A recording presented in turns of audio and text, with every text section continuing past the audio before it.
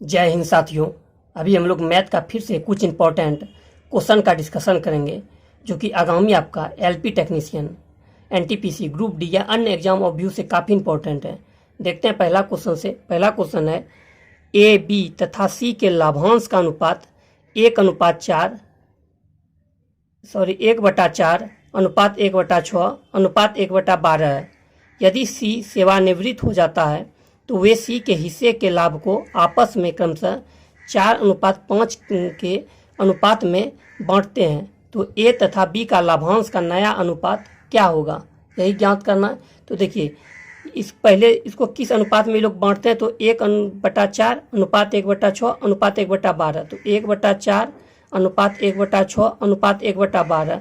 इस सबको फ्रैक्शन में हटाने के लिए देखिए इसका एलसीएम क्या होगा, 12 होगा। तो 12 से सबको मल्टीप्लाई कर दीजिए। सबको अगर आप 12 से मल्टीप्लाई करते हैं तो क्या हो जाएगा, तो 4×3 12, उसके बाद 6×2 12, उसके बाद 12×12। ये क्या आया, ये ए बी सी का जो लाभ का अनुपात बांटता है।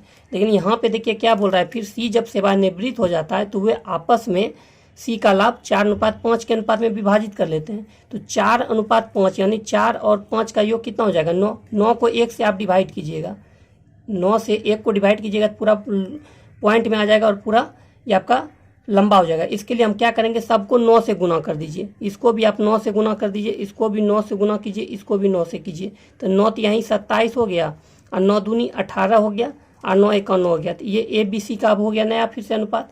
सबको हम 9 से इक्वल कर दिए।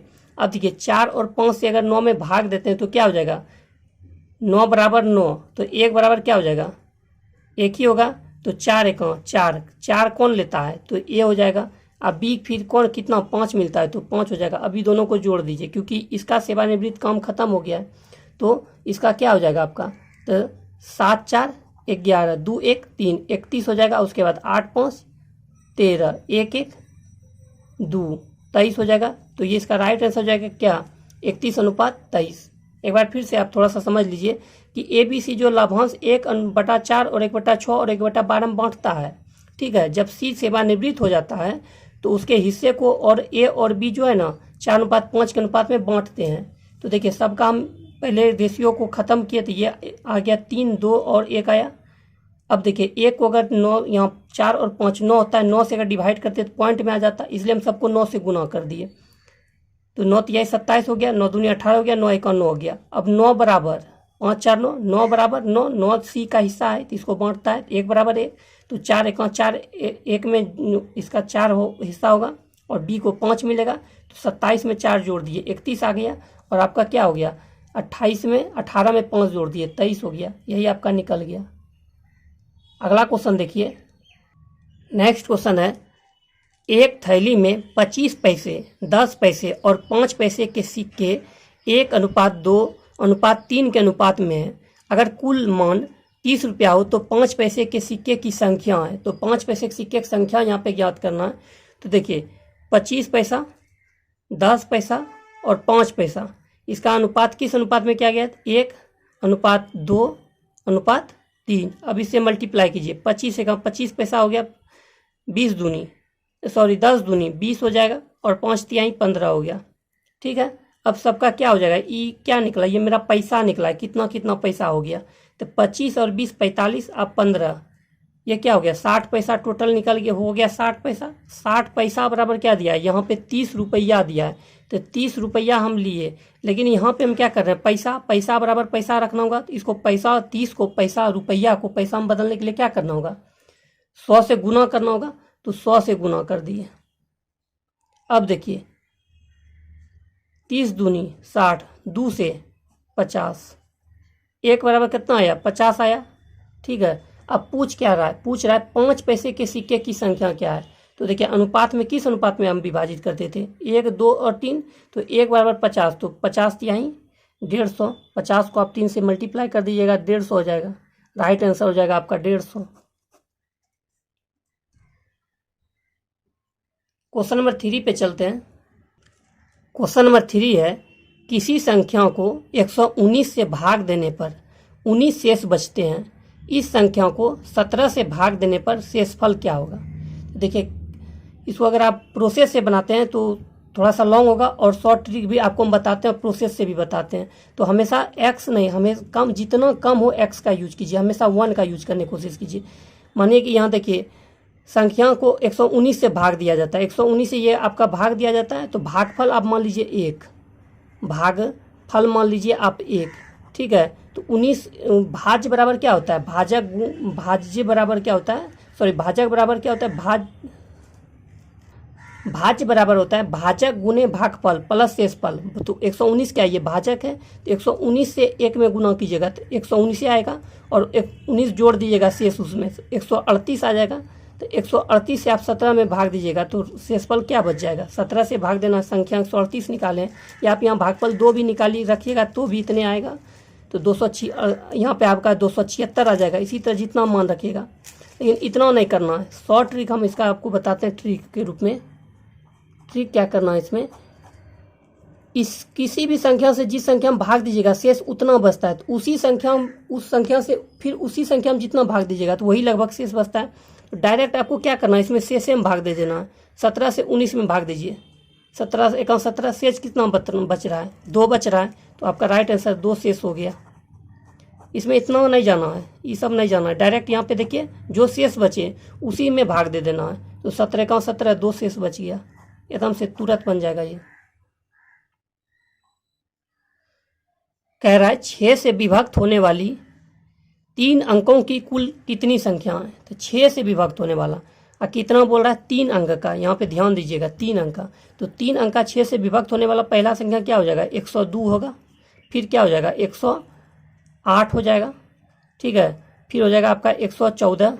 इसी तरह चलते चलते चलते आपका कितना है, 6 से विभक्त होने वाला 3 अंकों की सबसे लास्ट संख्या कितना हो जाएगा, 699 हो जाएगा, ठीक है।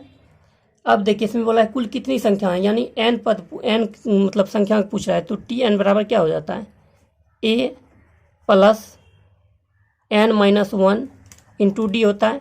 तो Tn टोटल कितना हो जाएगा, 996 हो जाएगा, बराबर a कितना है, 102 हो जाएगा, plus n minus 1 into D, अंतराल कितना है, डी मतलब क्या, अंतर, सार्व अंतर। तो डी कितना है, 6 है, तो 6 हो जाएगा। अब इसके कीजिए, 6 में 2 गया तो 4, 9 में, यहाँ 9 का 9 ही हो जाएगा, और 9 में 1 गया तो 8, बराबर n माइनस 1 इंटू डी। तो 6 से आप काटिए, 6 1 6, 6 चौके 24 और 6 9 54, 149 आ गया। इधर 1 जुट जाएगा तो n बराबर कितना हो जाएगा, 150 हो जाएगा, राइट आंसर।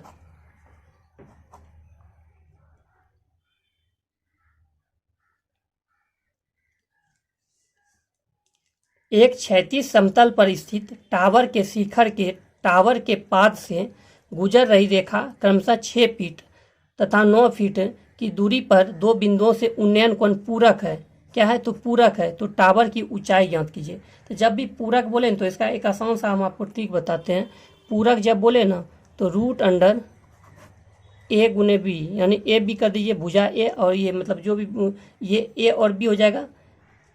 तो आप देख लीजिए यहाँ पे 9 और गुने 16 बराबर 3 गुने 4, 4 तिहाई 12, 12 फीट इसका राइट आंसर हो जाएगा।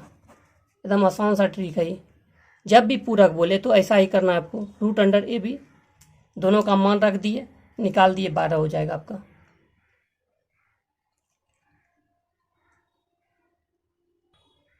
क्वेश्चन नंबर 6 बताने से पहले अगर आप इस चैनल पे न्यू हो तो चैनल को सब्सक्राइब कीजिए, लाइक कीजिए और अपने छोटे भाई को सपोर्ट कीजिए। क्वेश्चन कर रहा है यदि a:b प्लस सी बराबर 1:3 तथा c:a प्लस b बराबर 5:7 हो तो b:a प्लस सी बराबर क्या होगा। तो देखिए a:b प्लस सी बराबर क्या दिया हुआ है, 1:3 है। c:a प्लस b बराबर क्या दिया हुआ है, 5:7 है। अब देखिए 7 और 5 ये कितना हो रहा है, 12, और 3, 1 और 3 कितना हो रहा है, 4। तो क्या ये 12 और ये 4 है, दोनों बराबर है, नहीं। तो इसको बराबर करने के लिए हमको क्या करना होगा, तो बराबर करने के लिए क्या करना होगा, तो इसमें देखिए 1 से गुना कीजिएगा तो ये 12 हो जाएगा। इसको 3 से गुना कीजिएगा, 3 1 4, 4 तिहाई 12 हो जाएगा ना। अब देखिए 3 1 3 और 3 तिहाई 9 और 12 पूर्व भी गया। आइए आपका दिया हुआ है 5:7 में। टोटल मेरा कितना बनाया, 12 था, टोटल 12 था। तो ए का मान तो निकल गया कितना, 3, और सी का मान कितना दिया हुआ है, 5। सी का मान दिया हुआ है 5, तो 5 और 3 8 हो गया। तो बी का मान की टोटल 12 ही है, तो बी का मान कितना हो जाएगा, 4 नहीं होगा। जब ई हो गया, अब कुछ नहीं है सवाल में। अब क्या बोल रहा है, B is two A plus C बराबर क्या होगा, तो बी का मान 4 रख दीजिए और ए प्लस सी तो 3 और 5 8, 4 दूनी 8, 1:2, राइट आंसर 1:2। अगला क्वेश्चन है, आंकड़े 3, 10, 10, 4, 7, 10, 15 का माध्य विचलन है। माध्य विचलन यहाँ पे ज्ञात करना है। माध्य विचलन बराबर क्या होता है, पहले टोटल नंबर को जोड़िए कितना होता है। तो 3 और 10 क्या हो गया, 13, 13, 10, 23, 23, 4, 27, 27, 10, 37, 37, 10, 47, नहीं 27,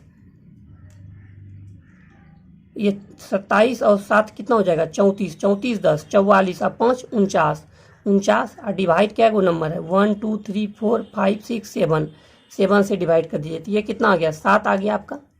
अब देखिए 7 में 3 जाएगा तो कितना हो जाएगा, 4, 10 में 7 गया तो 3, 10 में 7 गया तो 3, 7 में 4 गया तो 3, 7 में 7 गया 0, 10 में 7 गया तो 3, 7 में 5 गया तो 2, और टोटल नंबर 7। अब इसको ऐड कीजिए, 4 3 7, 3 10, 3 13, 13 3 16, 16 2 18, 18/7, राइट आंसर।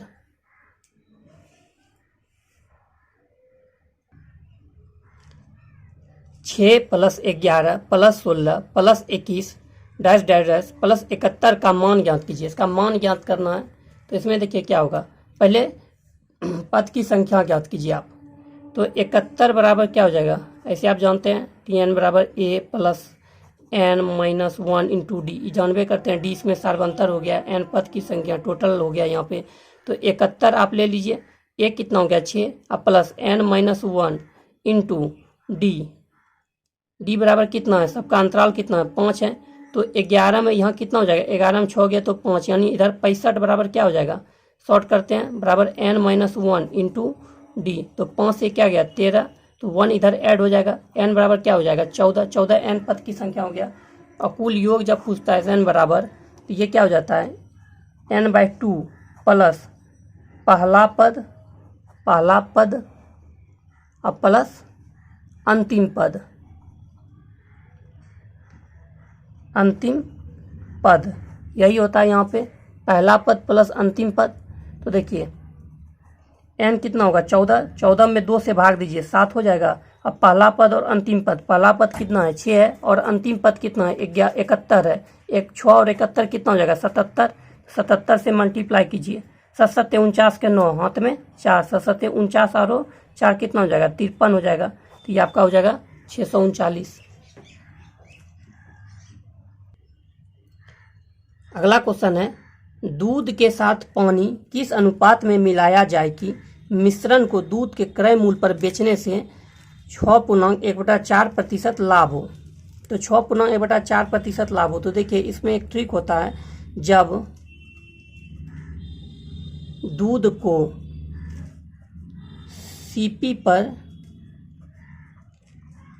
सीपी यानी क्रय मूल्य पर बेचा जाए तो होता है 100 बाय प्रॉफिट प्रतिशत। यही याद रखिएगा, जब दूध को सीपी, दूध या कोई भी वस्तु बोल दे, यहाँ पे तेल दे देता, कुछ दे देता, ठीक है दूध को के क्रय मूल्य पर बेचने, यहाँ पे दूध के जगह पानी दे देता, यहाँ दूध पे जगह किरासिन दे देता, कुछ भी देता, यानी जो भी होता है, जब वस्तु को सीपी पर बेचा जाए, ये बस इतने जाइए, तो 100 बाय प्रॉफिट प्रतिशत होता है। तो 100 अब प्रॉफिट प्रतिशत कितना है, तो यहाँ 6 चौक 24 1 25, 25/4% हो जाएगा ना, 4। अब प्रतिशत हम यहाँ पहले लिख दिए, तो 100 यहाँ 4 ऊपर जाएगा 25 हो जाएगा, 25 चौके 4, सॉरी 25 चौके 100, 4 चौके 16/1, यानी 16:1 हो जाएगा आपका राइट आंसर, हो जाएगा 16:1, ऑप्शन नंबर बी। कुछ नहीं है। जब दूध या कुछ भी वस्तु हो तो वस्तु को सीपी पर बेचा जाए तो 100 बाय प्रॉफिट प्रतिशत अनुपात में ज्ञात करने बोल दे, तो इसको आसानी से आप बना सकते हैं। लास्ट क्वेश्चन है, एक समबाहु त्रिभुज की माध्यिका की लंबाई x हो तो त्रिभुज का क्षेत्रफल कितना होगा। तो देखिए, जब माध्यिका बोले, माध्यिका बोले या ऊंचाई बोले, माध्यिका बोलिए या ऊंचाई बोलिए, दोनों वही बराबर होता है। तो बराबर हो तो माध्यिका या ऊंचाई बोले समबाहु त्रिभुज का, तो इसका फॉर्मूला होता है √3/2a, यानी a हो गया आपका भुजा। तो देखिए यहाँ पे माध्यिका की लंबाई दिया है, यानी √3/2, a बराबर क्या दिया हुआ है, x दिया हुआ है ना, तो a बराबर क्या हो जाएगा आपका 2x/√3 हो जाएगा। ठीक है। अब देखिए, समबाहु त्रिभुज का क्षेत्रफल बराबर क्या होता है, समबाहु त्रिभुज का क्षेत्रफल बराबर क्या होता है, तो ये होता है √3/4 गुने भुजा स्क्वायर। ठीक है। तो अब देखिए, भुजा का √3/4, अब भुजा का मान क्या हो जाएगा 2x/√3 हो जाएगा, 2x/√3 होगा। अब देखिए, √3 से √3 कट गया, 4 से ये दोनों कट गया। ठीक, तो x²/√3 होगा। आंसर में है कहीं पे नहीं है, इसके लिए क्या करेंगे हम, परिमेयकरण कर देंगे। तो √3 से √3 को दोनों तरफ गुना कर दीजिए, तो √3 x² बटा 3 हो जाएगा। तो राइट आंसर क्या हो जाएगा, डी नंबर।